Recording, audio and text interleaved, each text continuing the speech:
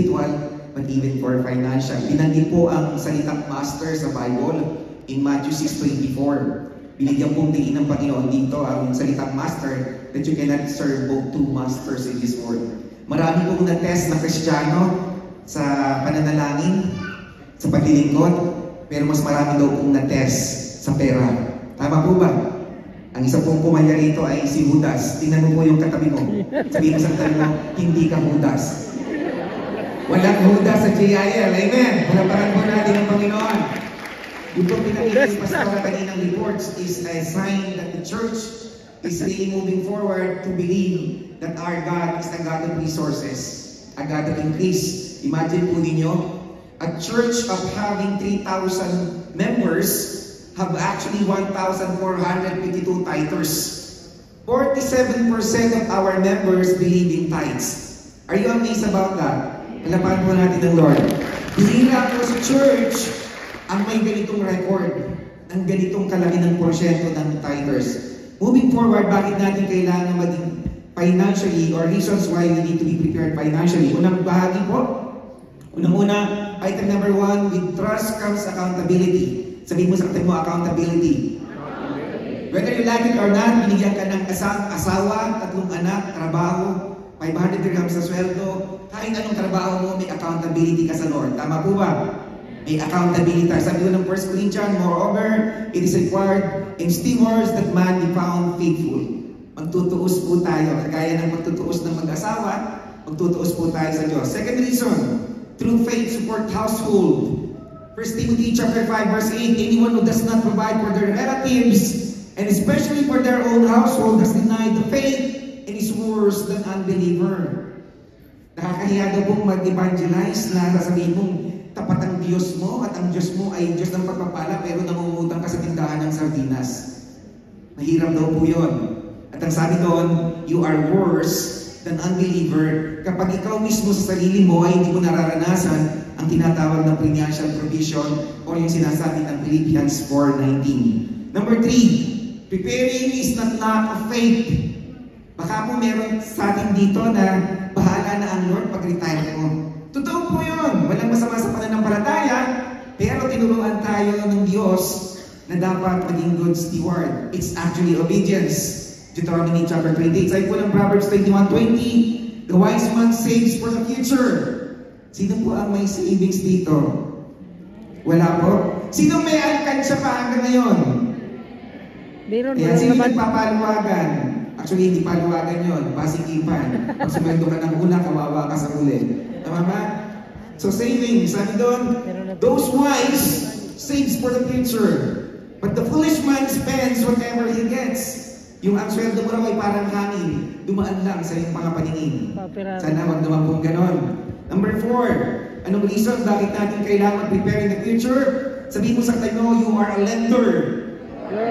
Tayo po ay dapat nagpapangutang at hindi nangungutang. Kaya po pag meron sa inyong lumapit sa church na nangungutang, sabihin ko kapatid, I'm not a borrower, but I will tell you one thing, hindi pa kita pauutangin kasi from now on, hindi ka na mangungutang sa akin. Tama po ba? Masyado dapat hindi mangungutang? Yes! That's the Bible says. Hindi po si Pastoran, hindi po si Brother Eddie nagsabi. Ang Bible dapat po tayo, dapat po tayo ay lender. And we are not a borrower. Number 4, number 5. Sabi doon, Deuteronomy chapter 8 verse 18, but remember the Lord your God who gives you the power. Kaya sabi po dyan, you are empowered to produce wealth. Gamitin natin. Hindi lamang naman po tinuruan tayo manalangin eh. Hindi lang po tayo tinuruan mag-evangelize. Tinuruan din po tayo kung paano pagyayamanin ang kayamanan ng kaloob sa atin. Sabi mo sa katabi mo, sa araw na ito kapatid, mayaman ka pala talaga. At ang yumayaman, pumapalakpak po sa Panginoon.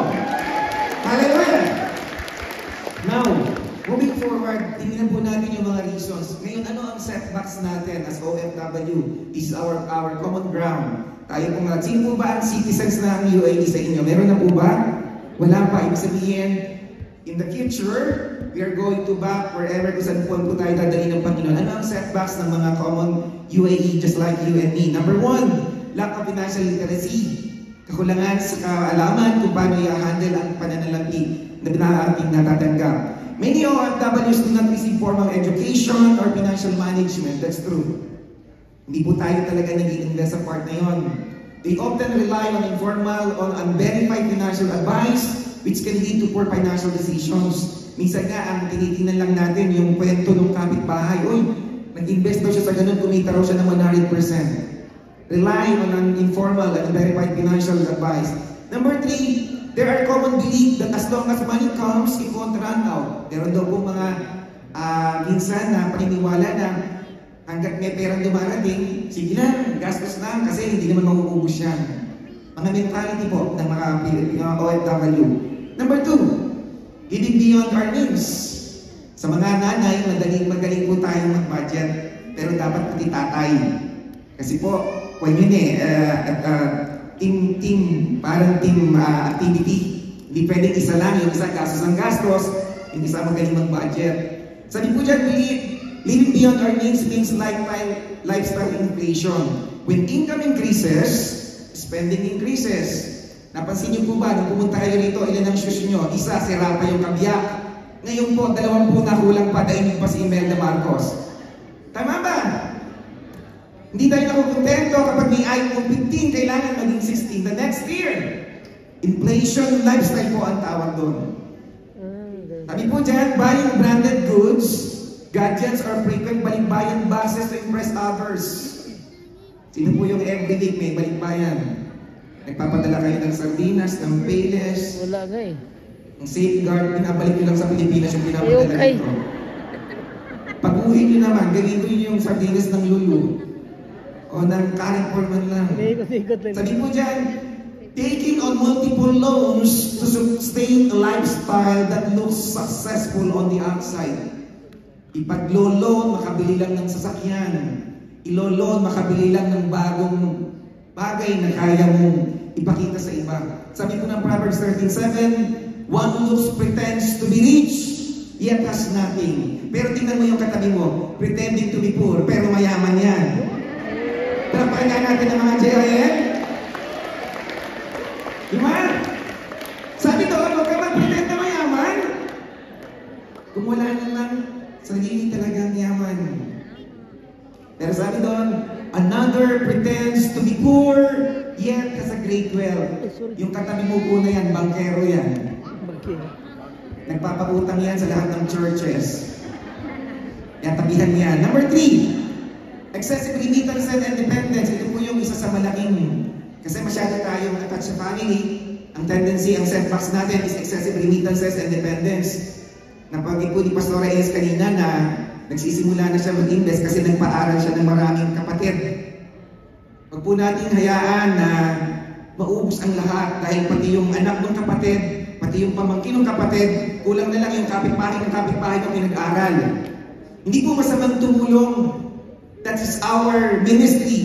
Pero sabi po doon, we are the finance manager of our money. You should be managing your finances. Your neighbor will not touch your finances. It's you. And try to control it according to the means and capacity of your finances. Feeling guilt or pressure to send money beyond what's reasonable. Nakakatuwa po yung mga napag-aral na, no? Si Pastora Ines, I'm sure na makikita niya nakakatapos ng kanyang mga kapatid. She is really happy and so proud. Thank you, Lord. Yung po yung ministry natin eh. Pero sabi doon, try to be in control of your finances. Supporting extended family members who become overly dependent. Yung hindi na sila nagtatrabaho. Naghihintay every month na lang ng remittance. Pati yung lahat ng kamag-anak ay nandun na sa tahanan niyo.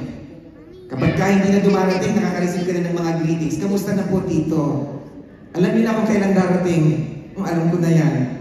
Diba? Madali tayong maka-discern ng gano'n. Some families in the Philippines, stop working. Yun po yung nakakatakot.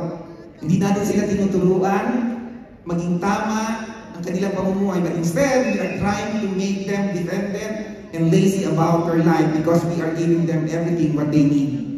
Sabi nga po ng isang pastor, kapag daw po tayo tutulong, bigyan natin sila ng hindi ng isda, kung hindi ng bagay para mangisda. Are you with me? Palapakan nga natin ang mga gising pa. Number 4, 4, ano pong mga setbacks pa ito? Poor and unwise investments. Buying properties without clear plan. Bumili ng pagkalalaking bahay, mansyon. Ang nangyari sa mansyon, kailangan ng security kasi nandito ka. Nagbabayad ka ngayon ng electricity, nagbabayad ka ng magbabantay. After 10 years, wala ka ng pera kasi binayad mo ng binayad. Ibinenta mo uli yung bahay. Kasi nag-retire ka na. Kaya dapat daw po, pag bumibili tayo ng properties, try to have a clear plan. Anong plano mo sa bahay? Pauupahan ba? Titiran or what? Magkaroon daw po tayo ng tamang plano. Falling into scams or fake investments opportunities. Sino po yung na-scam na dito? Raise your hands. Be honest. Na-scam na kayo ng kapitbahay nyo. Di ba sabi nyo? Ano mga pangako sa inyo? 100% return! Nung naibigay mo na yung 100%, yung pala, lumipad na. Return to zero. Investing in business they don't understand. Nakigaya ka lang sa kapitbahay. Sabi nung kami, uy, mag-invest tayo dito. Maganda daw, kikita tayo. And later on, hindi mo pinag-aralan. Nag-join ka sa isang business and then later on, nalugin. Poor unwise investments. Number 5, failure to prepare for retirement. Sino po sa inyo ang meron ng retirement plan here? Sino ang 50 years old and above? 50 and above. Alam niyo na ba kung magkano gagastos inyo after your retirement? Do you have any idea how much you will spend after 60 years na hindi ka na mag-work kung mabubuhay ka ng 70 or 80? How much do you need to save for your retirement? Kung may pension ka, that's good. But the question is it enough? Dapat daw po meron tayong idea ganon. Thinking they can work abroad forever. Hanggat may langis, may trabaho sa UAE. Kahit magkagera, Lord, okay lang, basta may makakain ako. Paano nga po kaya kung natuloy yung gera, kung uwi tayong lahat?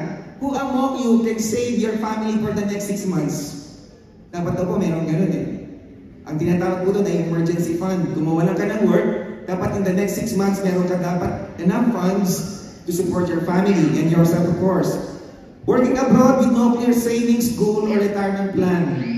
Not preparing for job loss, emergencies, or eventual return to the Philippines. Ito po yung mga common setbacks. Now, tingnan po natin ang paano nga ba ma-avoid ang mga financial failure na ito. Unang-una, create a clear financial plan. Magplano po tayo. Have your own budget. Try to know emergency funds, saving goals. Lord, anong savings ko monthly? Siguro, Lord, pwede na yung 100,000 monthly. Sino may savings na 100,000 monthly year? Meron tayong lahat! Amen na kayo ng amen! Dapat ka na nandun! Manifest! Manifest! Amen! Kung wala pa ka gusto na 100,000 monthly. Milyonaryo na after ano? Less than a year. Sabi nga ni Pastor, ano yan, di ba? Yung sa ministry, mahirap yan, yung simple. Di ba kayo nai-inspire sa kanta ni Pastor Joel na walang mahirap sa'yo? Walang imposible, sabi ng Diyos. Invest in financial education kung kaya po natin mag-aral. Kahit kaunti lang kung paano mag-save, kung paano magkaroon ng tinatawag na MP2, paano magbayad ng pension, anong investment ang pwede sa akin na alam ko. Learn those. And of course, set boundaries. Alamin natin ang capacity mo lang magpadala. Na may matitipid ka. Be the financial manager of your own money. And of course, plan your exit strategy as an OFW. Work is temporary. Wala pong permanenteng trabaho sa UAE. And of course, reinvest your cash assets into asset-generating income. Bakit po? Tingnan na natin ngayong hapon ito. Let's move on. Let's navigate some practical applications on how we can assert our finances. Unang bahagi, alamin ang mga assets nyo. Hindi po yung facial assets nyo, ha?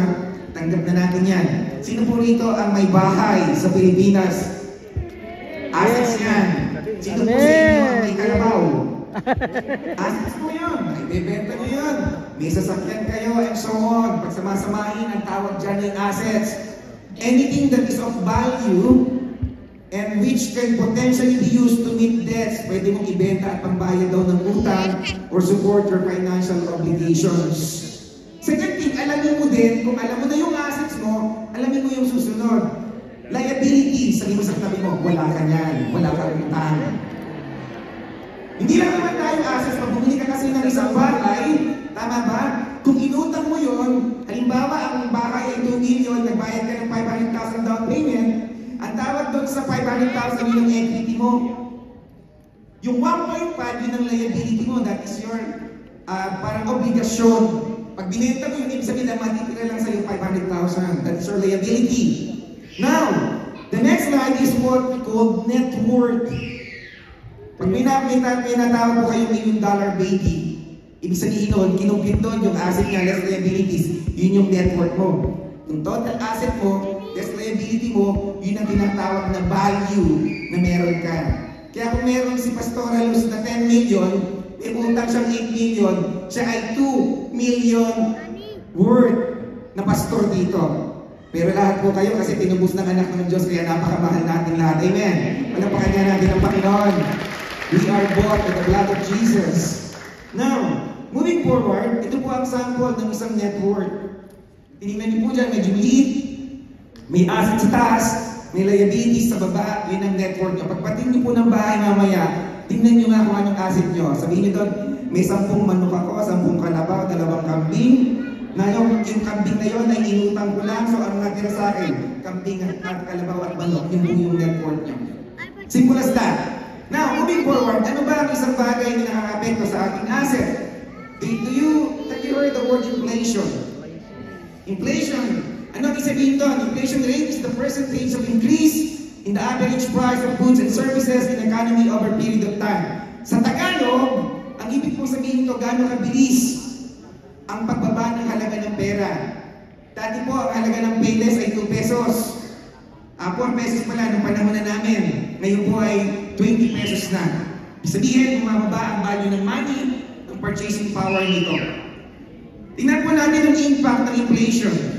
Sa Pilipinas daw po ay may 3.5% inflation rate. Average po yan from 2015 up to 2024. Tingnan natin ang impact sa 100,000 savings nyo. Tingnan nyo po.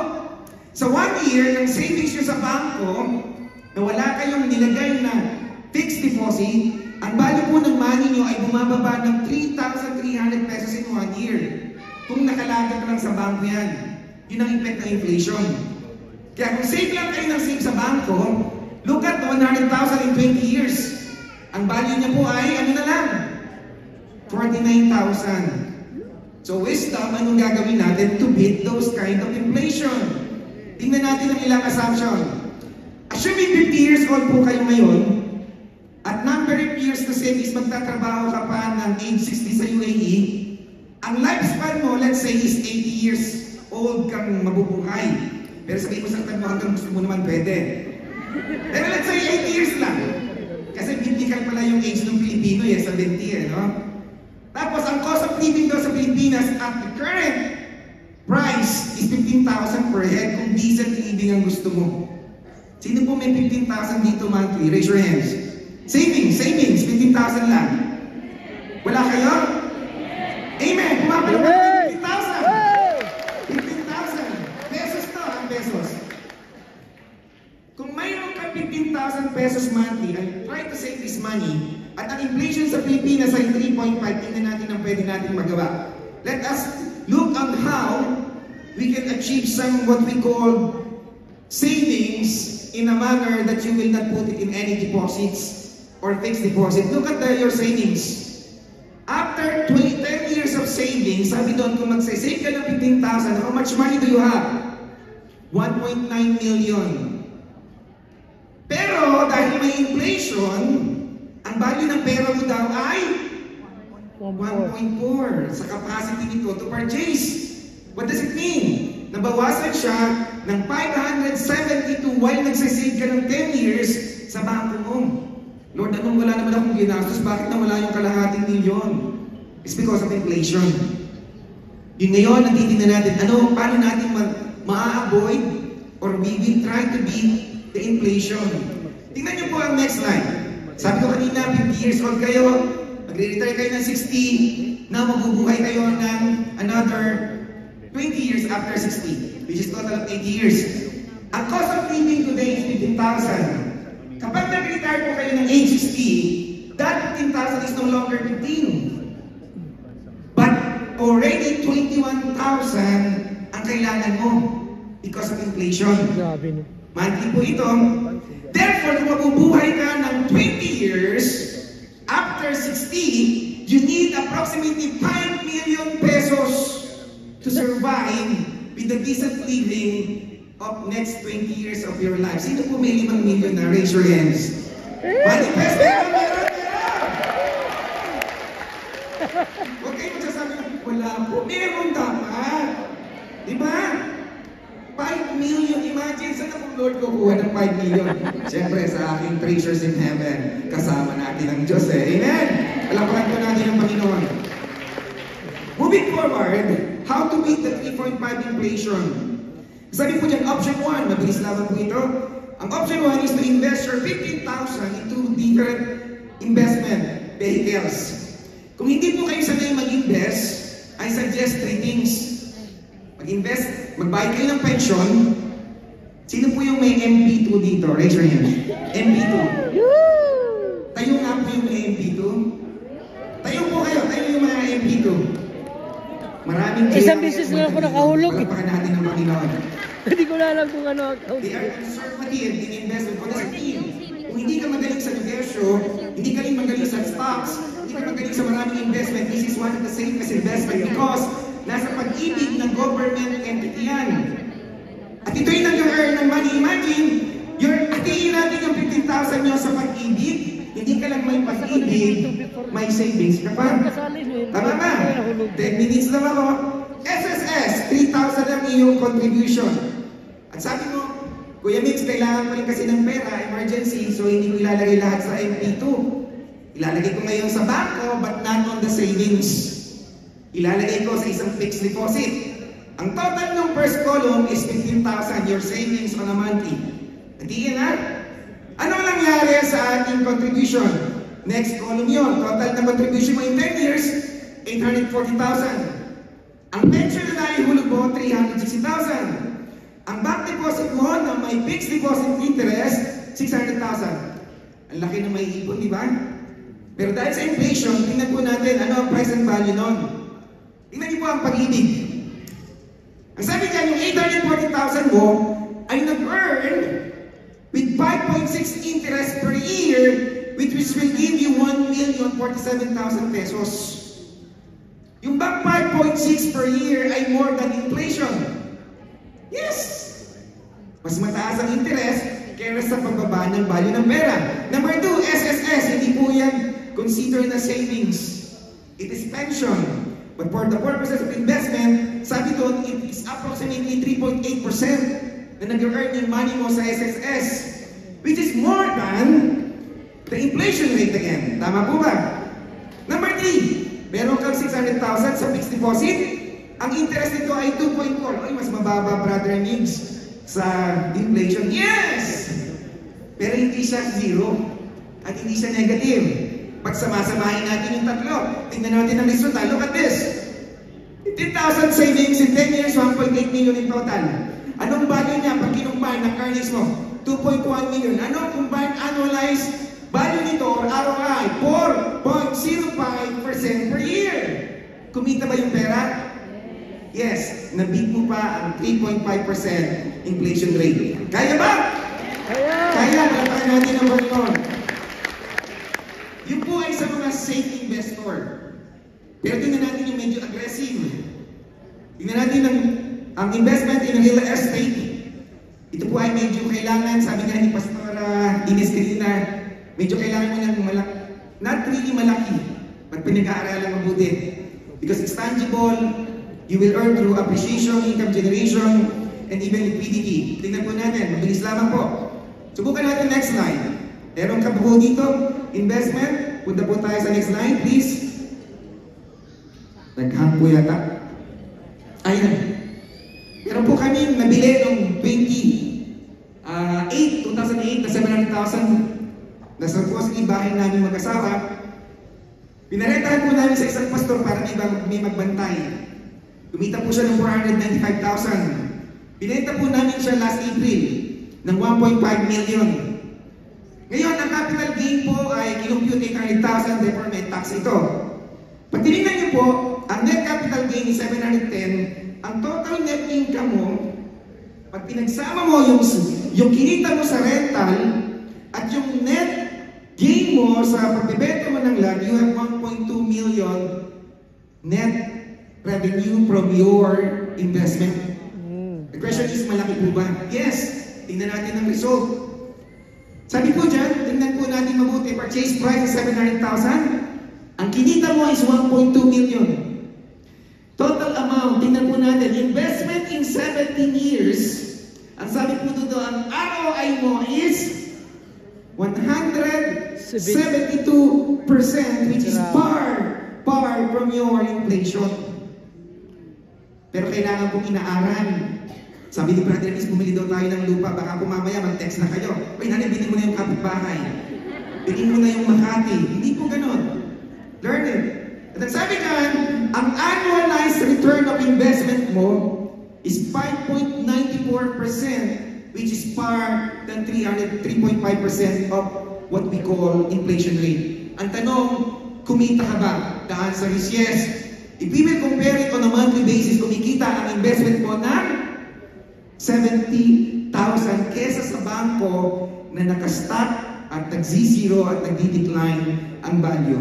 May natutunan po ba? Yeah. Pero pakita po natin ang Panginoon. Next slide. If you will take a look at this, subukan nyo yung 700,000 nyo nasa bangko. Yung po yung nag-invest kayo, ito po yung hindi. Tingnan nyo po yung impact niya. Yun nag-increase ng 5.94, when here, instead of increasing, nag-decline pa siya ng 5.68%. Ibig sabihin, sabi ng Bible, God has given you the ability to produce wealth. Gamitin po natin. Amen? Palapakan nga natin ang ating Panginoon. Hallelujah. Next slide. Malapit na po tayo matapos. Job chapter 8 verse 7. And even your beginning small, sabi po dyan, your end will be very great. Ito po ang ating declaration sa bawat JIL people. Take note of this. Faith in action requires work like the ant. Tayo daw po ay mabuhay na parang mga langgam, pero pagdating ng magre-retire ka, trust like a bird. Natata siya ng nananalig. Ang bird po ay walang trabaho kapag sila'y nabubuhay. Ganun din po tayo minsan kapag nagre-retire. Pero dahil ginawa mo ng mabuhay parang langgam, I tell you, kaya mo maging ibon pagdating ng panahon. Ang mga ibon, kaya ito yung mabubuhay para sa Diyos. Amen! And last, next slide please, sabi ng mga kaibigan, take note of this, there will be pestilence along the way. May pestilence po. Kaya mag-iingat po tayong lahat. If we will not do our part, take note of this, your investment will return to zero. Ibigay po natin ang para sa Diyos. And last but not the least, sabi po ng last slide, last slide po natin, last naman ako yan. Yan, sabi niya, I will prevent pest from devouring your crops. That is our prayer for today. Pwede po ba tayong tumayo?